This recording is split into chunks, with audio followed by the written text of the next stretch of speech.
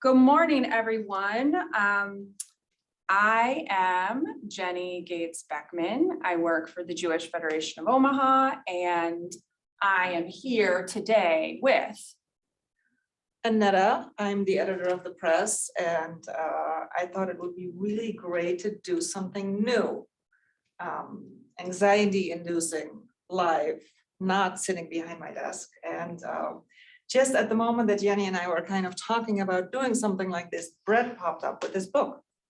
And we thought it was a perfect match to bring somebody in person who has worked very hard on doing something both creative and inspiring during this pandemic.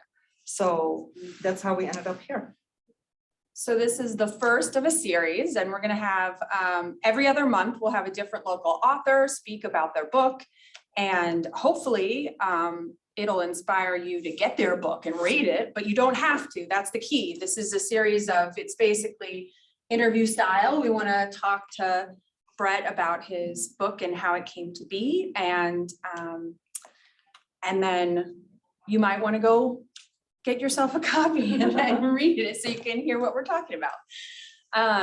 I'll start with a short introduction. Brett Atlas is a local licensed attorney who has owned several businesses in several different industries, including construction, distribution, finance, technology, and real estate. We were also just talking about the fact that he is a writer of whiskey and bourbon, the senior writer for the popular whiskey blog, Bourbon and Banter. His articles have also appeared in several whiskey-related publications, and he has started some work with this group called Bourbon Crusaders, a philanthropic-minded group of whiskey enthusiasts.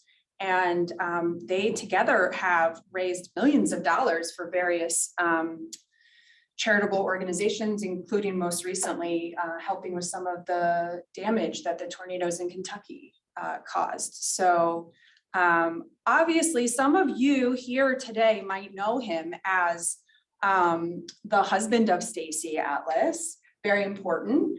Also the father of Zach, Noah, and Marley.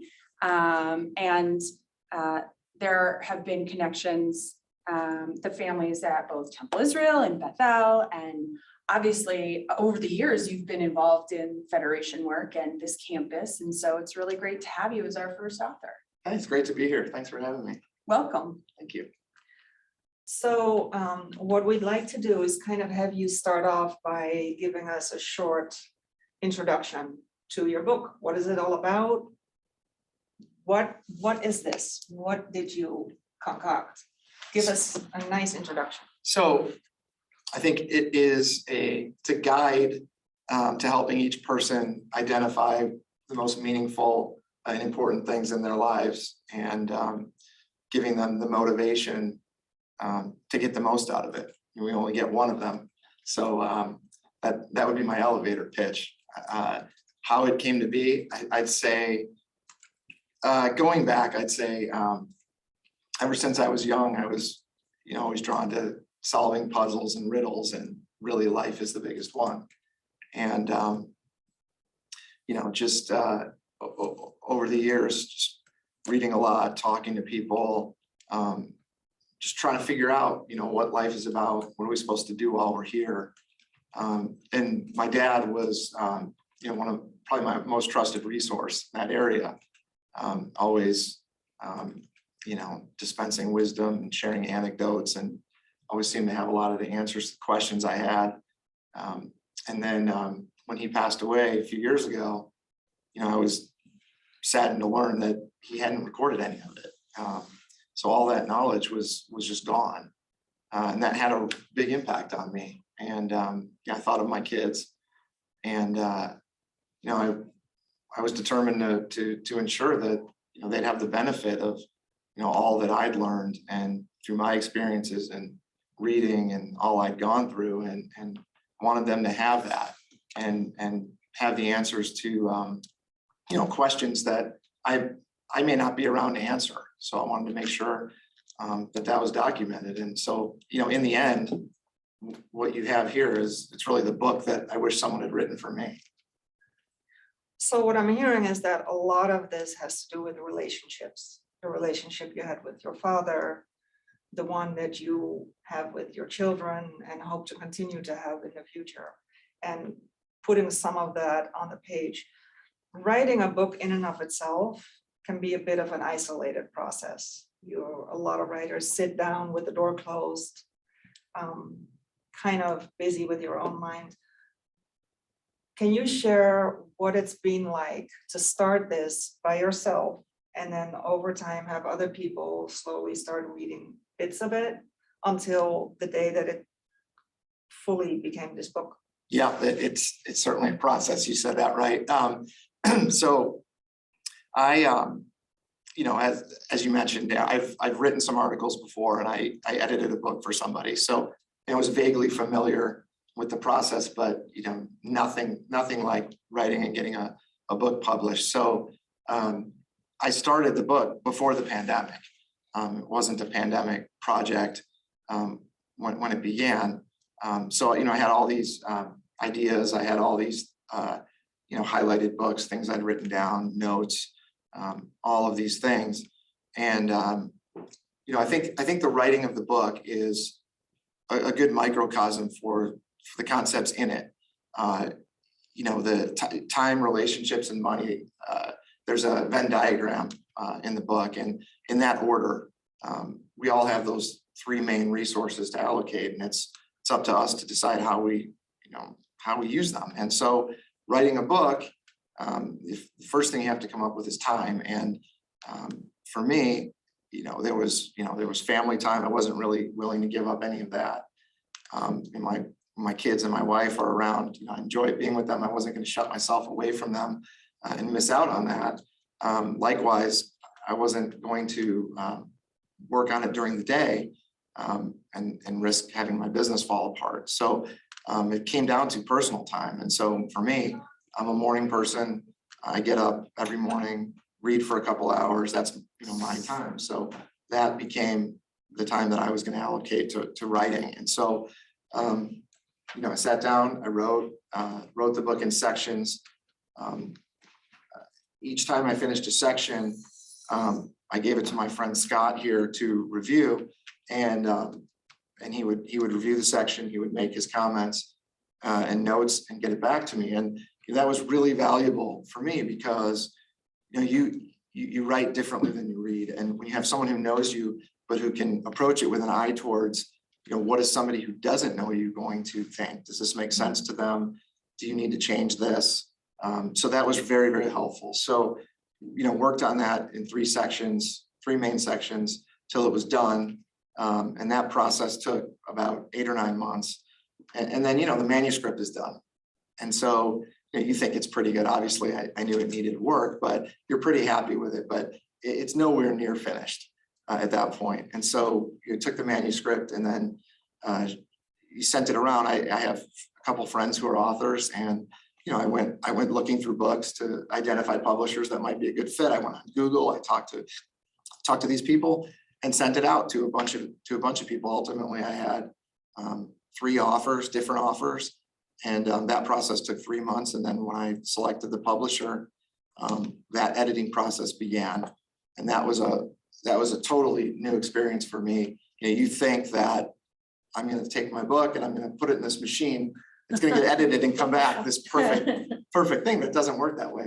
You're doing the editing yourself, and they review it, and that you're a writer and an editor. When it comes back to you, it reads like you flip that switch from writer to reader, and what I was reading that wasn't edited, it looked like it was like a different book. I was reading somebody else's book, and even at the end, even after we'd gone through the editing process, took 7 or 8 months.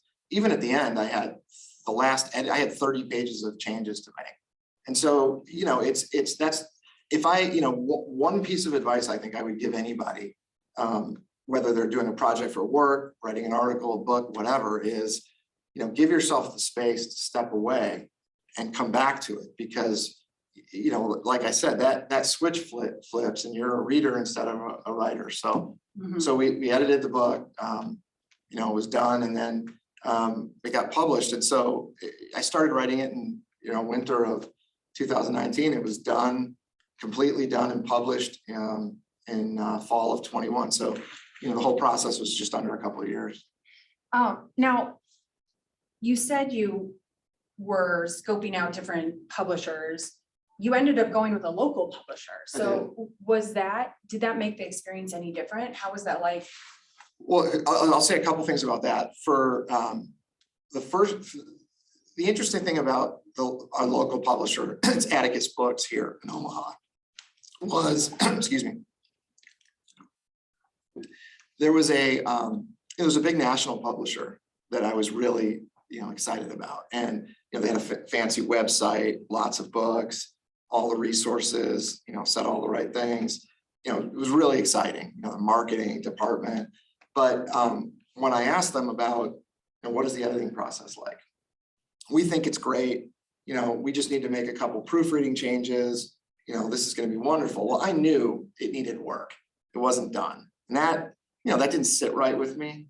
And so Rod and Atticus here, you know, he got the manuscript.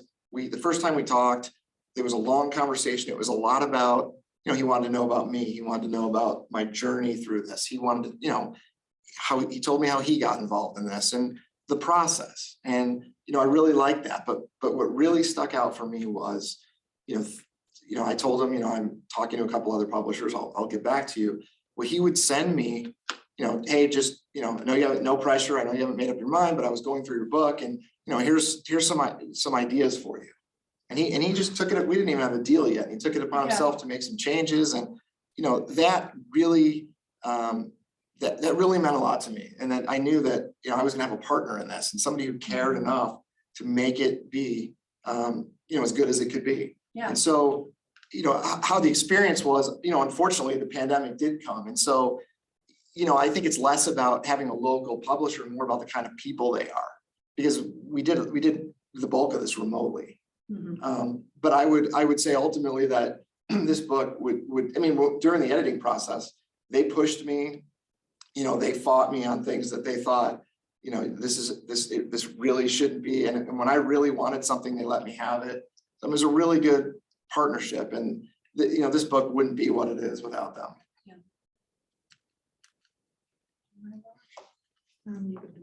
I skipped. So this, you know, speaking to the COVID experience, this book ended up being published in a world that has now changed and continues to change. Do you have thoughts about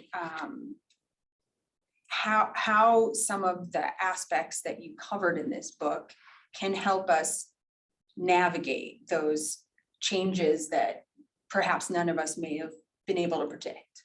Yeah, so I set out for this to be a book of timeless ideas. You know, a lot of the ideas in the book have been around for centuries. And so, you know, I think that with the number of distractions we've had and a lot of the different changes the world's gone through, if anything, I think that the pandemic drew people closer to a lot of the ideas in the book. We've all, if we haven't been directly impacted by something in the last couple of years, we know people who have. And, you know, I think the thought of what's most important to me, you know, what do I need to, you know, it's for some people, it's an opportunity to hit the reset button and really change what they've always been meaning to, but haven't really found the time or prioritize them. I'm curious, one of the things that's woven into the chapters are, what do you call them? They're not called activities, they're called The action exercises. the action exercises. Yeah. Did you come up with that, or did your editor, and how did that kind of evolve? That was my idea. I think that, you know, I read a lot of books, and, you know, often you read through them and that's great. Yep, that makes sense. I got it. But you don't make it a habit. You don't internalize it. You don't spend enough time thinking about it. And consequently, they kind of come in and out, and then you're on to something else.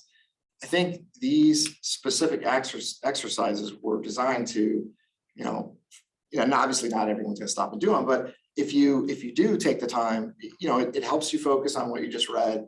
It helps you it gives you the opportunity to do something, practice it, and maybe affect change. You can't change anything unless you do it first. Yeah. So that was the thought, that you don't race through this, that you take the time and that you actually practice some of these things. Yeah.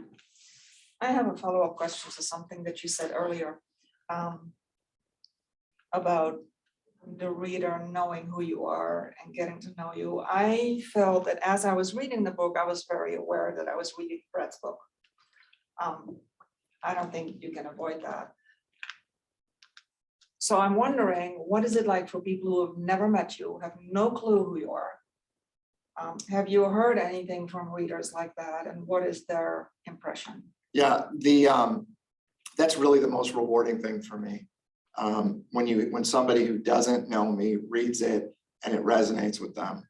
I mean, I know somebody, probably the most impactful, if nothing else happens, one of the most impactful things that I've heard about this book, somebody that I know, whose child is going through something pretty serious. And they told me that, they're reading this book and taking notes, and it's having a big impact on them. I mean, I don't know that there's anything more meaningful than hearing something like that. That has to be very rewarding. Very, yeah.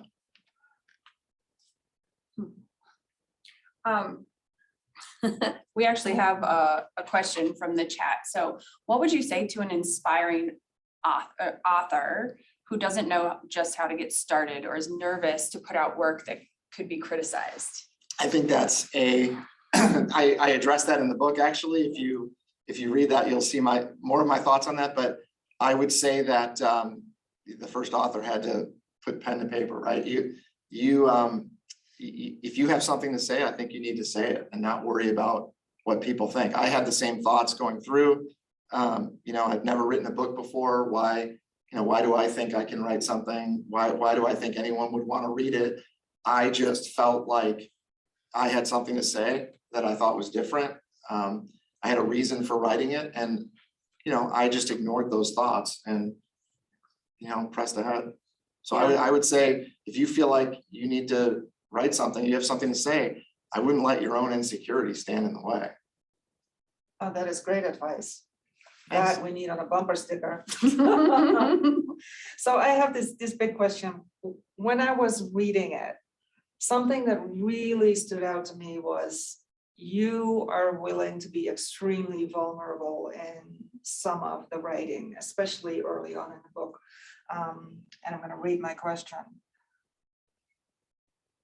What was that experience like? Like from the moment that you decided for yourself that you were willing to go that route? Because it's a question you have to ask yourself. Do I want to go here? Yeah. And you went there. And I'm glad you picked up on that, because I thought that was, it's important. It's important to be authentic. You have to be vulnerable. And I think we've all been in a meeting or in a group setting where you think something and you're afraid to say it because you don't want to look stupid, but then somebody else says it and everybody agrees. I mean, it's just that you have to be, over the years, I've read a lot of biographies. I talked to a lot of people. So the most successful people in the world, they will point to what they failed at, what went horribly wrong, what they learned from it. And I think when you understand that, you realize that we all have insecurities. We all have things that have gone wrong in our lives. And I'm not embarrassed about the things that I've failed at, the things that I've done poorly, because I've learned from them. And I thought that was really important. And it's one thing I've always told my kids is, you have to take chances and you have to be willing to make mistakes to learn. And, I know both of you have, we all have them. So I wasn't afraid to put that in a book, because I think that it will connect with people. I think they'll see that, look, this is just like me. I go through that too. Yeah. Actually, so as you mentioned, the book is divided into 3 sections. So the time, the relationships, and the money. And in the middle of the relationships section, you address our networks. And I really like how you distinguish between friends and acquaintances. And I'm curious if you could kind of draw out this idea and share a bit about what led you to make this distinction for readers. It's page 111 for those of you who have the book. Well, I'm from Chicago, so it's, Al Capone, it's, would you rather have 4 quarters or 100 pennies? I think that, there's a limit to how many people that you can have in your network. And realistically, you have a choice. I mean, you think about the way the book is set up, and it's time, relationships, and money, and how they all work together. And I think that when you focus on fewer relationships that are more meaningful, you have more people, you have a fewer amount of people who understand the important moments in your life. They know what they mean to you. They're there for you. To me, that's much more meaningful than having, spending a little amount of time with a lot of people who you don't share those experiences with, you don't travel with, you don't celebrate holidays with, they don't know you as well, and they're not there for you. And to me, it's an important distinction to make, because I think that when it comes to happiness and getting the most out of life, to me, it always comes down to how you allocate your time and your relationships. Mm-hmm. So I feel like the past 2 years that time has really changed. My concept of time, everybody's understanding of time. Especially early on, we spent suddenly much more time at home, like no going out to the movie theater when the movie theater closed. No, all the usual things we do that take up our time, a lot of that fell away. So that changed. And at the same time, our relationships changed because we couldn't get together as much. So that's 2 out of 3 that have really shifted quite a bit. Don't even get me started on money, because some of us, because we can't do certain things, are suddenly spending a lot less money while other people are really, really struggling. So what do you think in general in our society that shift means? Because we keep trying to look at this pandemic and try to figure out what changed and why is this so hard? Do you think that is a part of it, that balance is corrupted, so to speak? I hope not. And that's a good question. I don't know what it means when we come out of this. There's, obviously there's people who seem to be unaffected by the pandemic. There's people whose lives have been crushed by it. I think one thing none of us really know is what happens on the other side. I choose to believe that, these ideas, they were very important before, they'll be very important again. And hopefully, hopefully people don't lose sight of that when the world does go back to normal. Because I think it'd be very easy to slip back into, just spreading ourselves all over the place and not really knowing what direction we want to go. True. Yeah. We have a very direct question in the chat. Why should we read this book?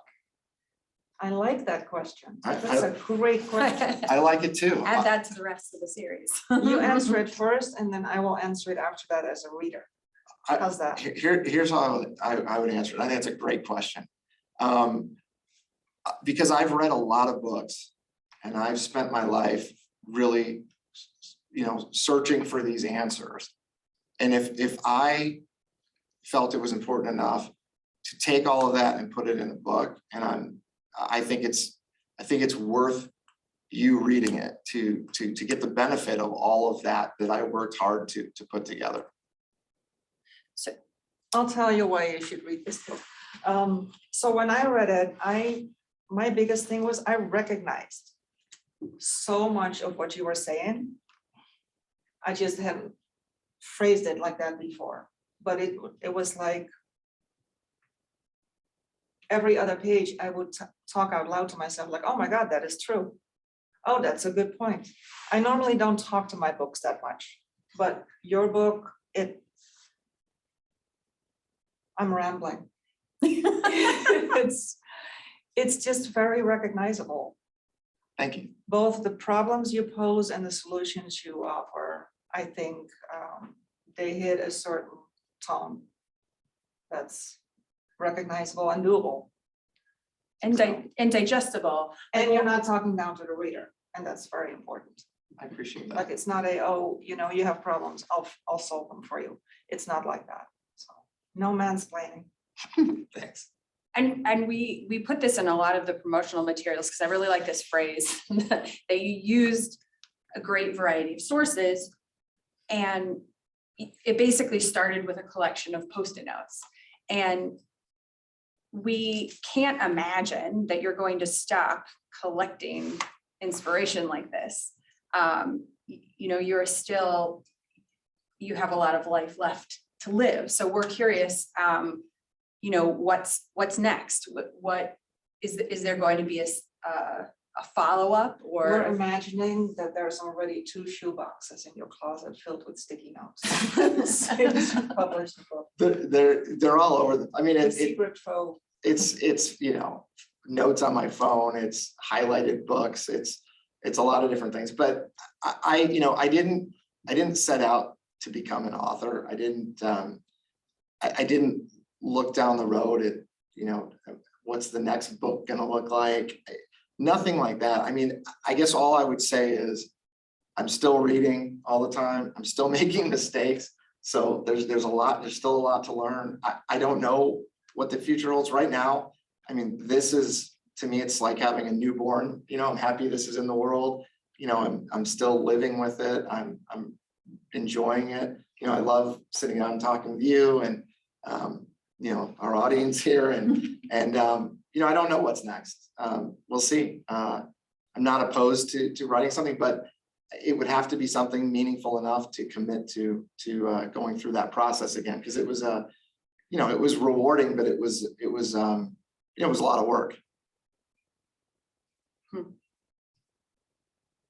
And well, I feel like we asked this beforehand, but what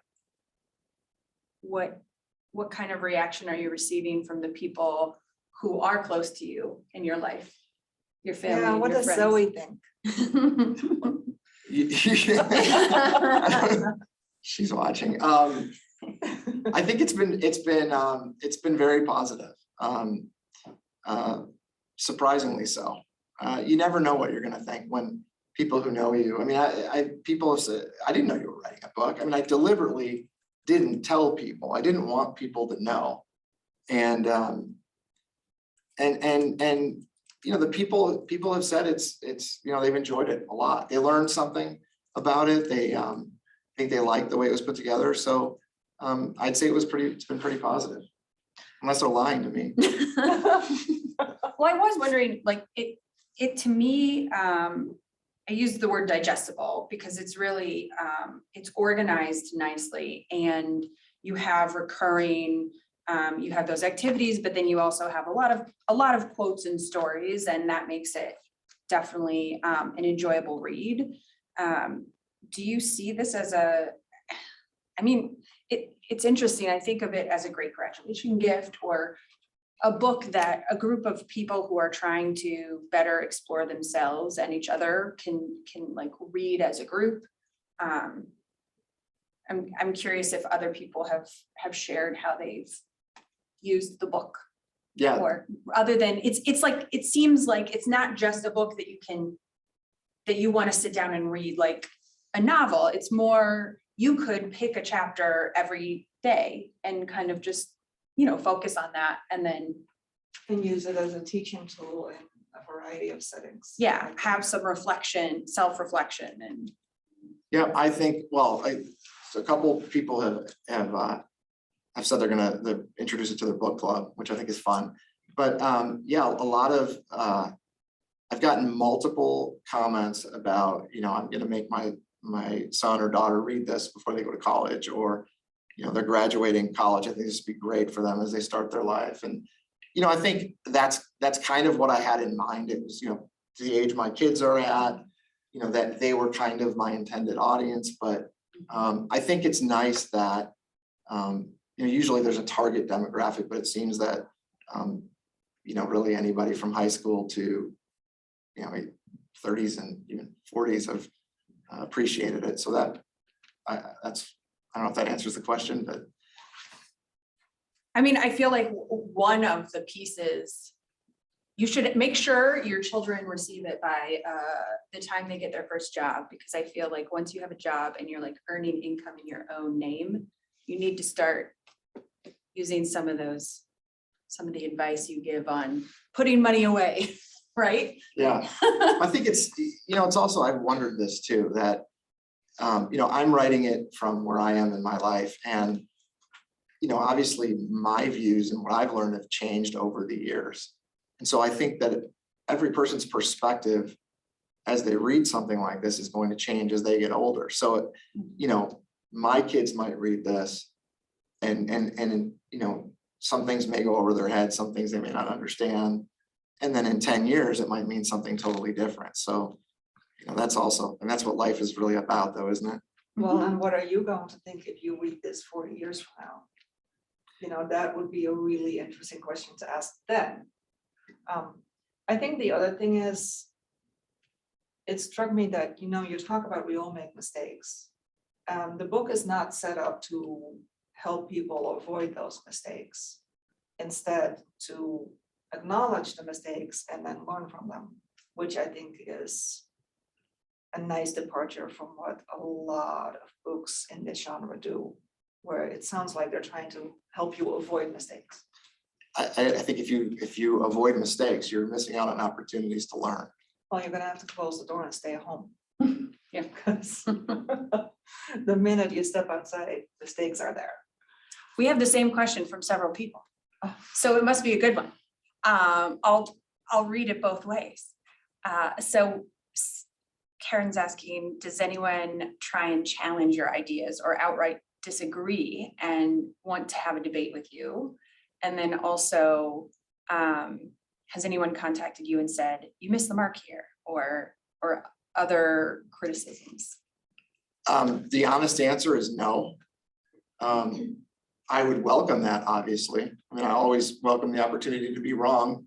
But no, I haven't, nobody said this was really bad or that I don't agree with this. I haven't heard anything like that. You have time.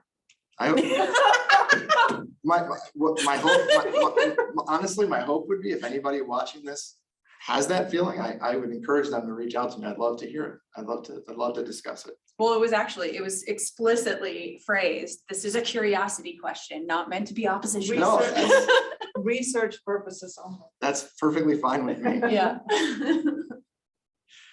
Well, and I think writers know from the get-go, it's kind of a given that there is going to be somebody out there who will disagree with what you write, whether you write a shopping list or a book.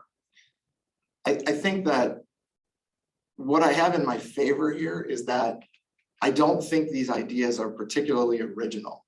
They've been around forever. They're time tested through multiple pandemics, multiple world wars. The universe has changed, you know, and these ideas, a lot of them are very simple and they're still applicable. What I did is it's not an autobiography, but I combined a lot of them. You know, I had a central idea in the book that I thought was a little bit original, and then, you know, connected it a little bit to my life. So, you know, from that standpoint, I hope people like it. Wonderful. Ooh, were you nervous to get personal and tell stories about your family?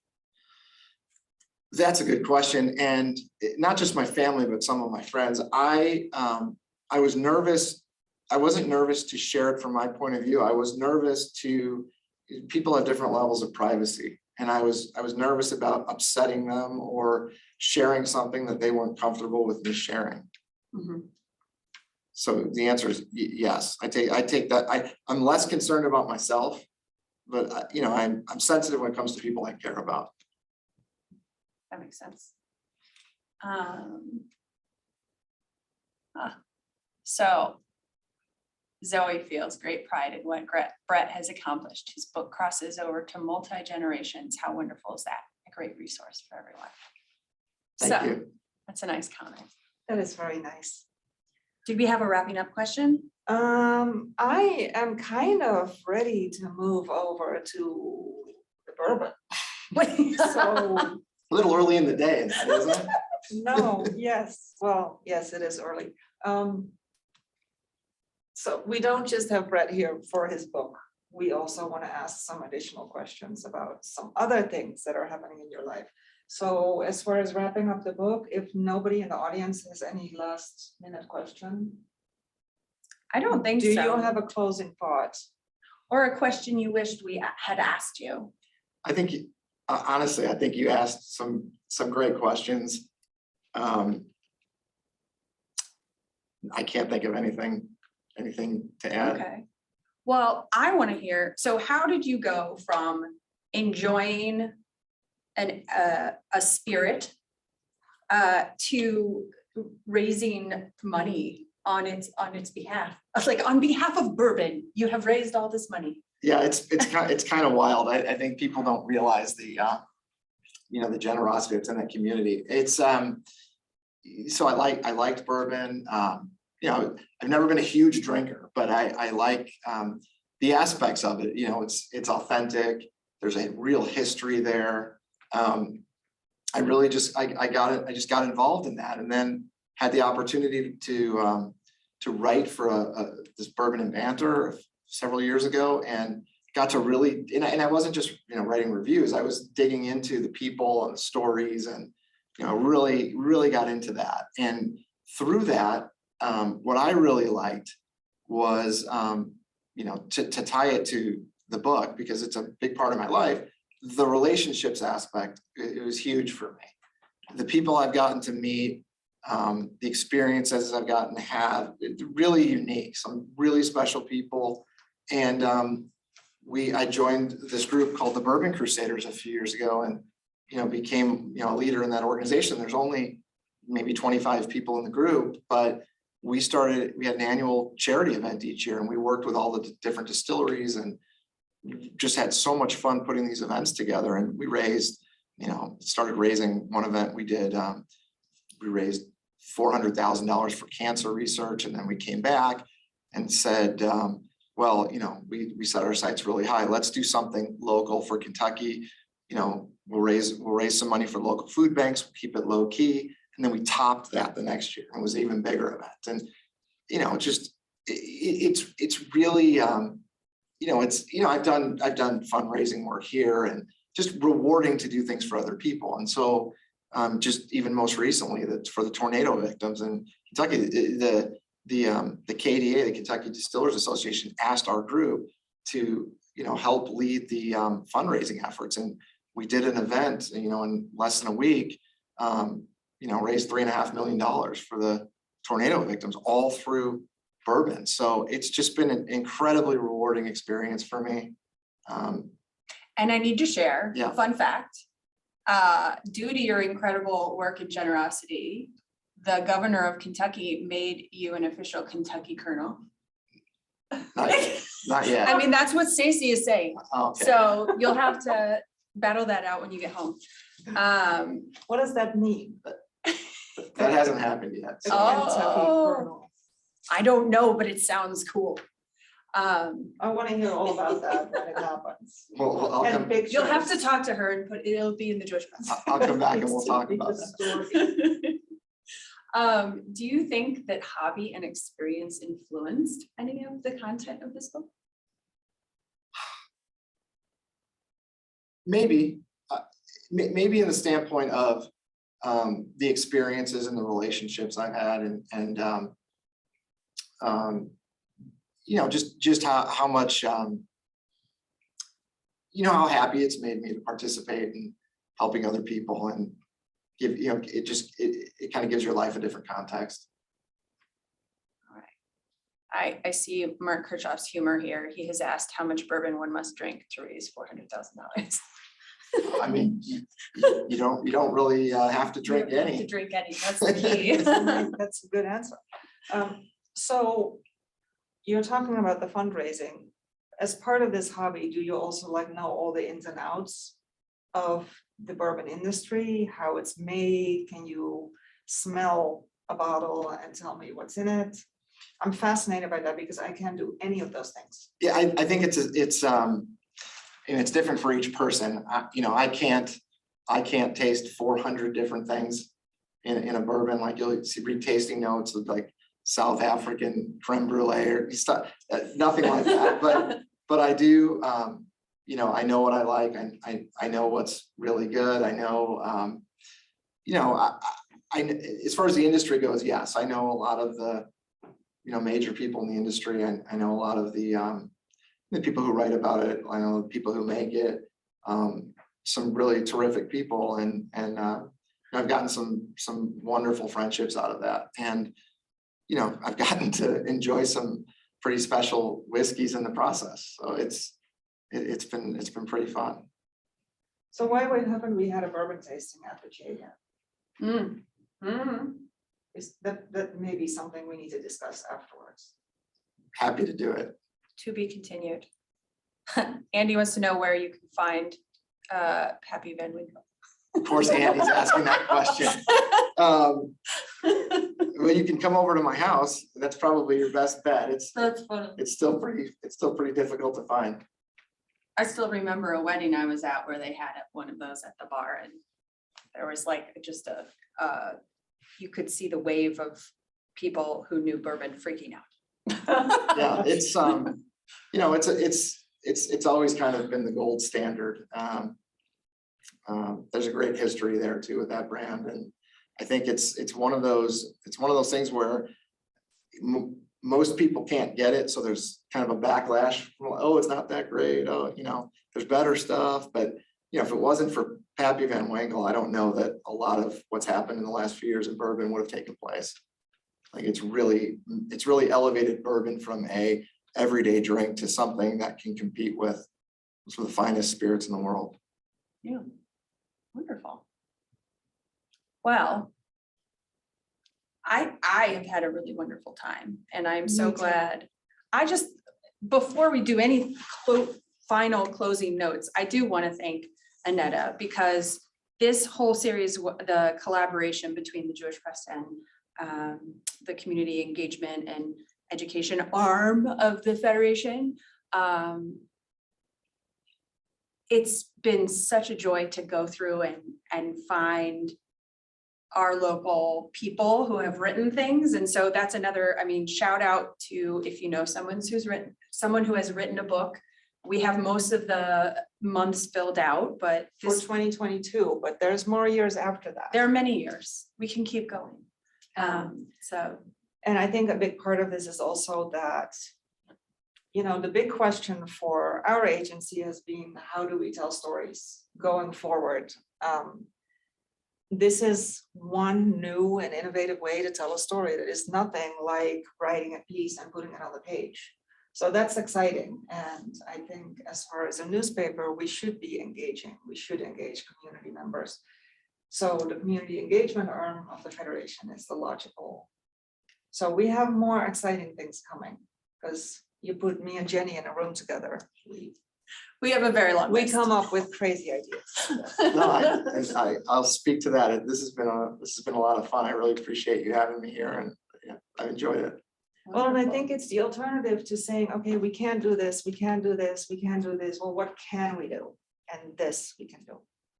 So Wonderful. thank you for being our guinea pig. It's my pleasure. Thank you.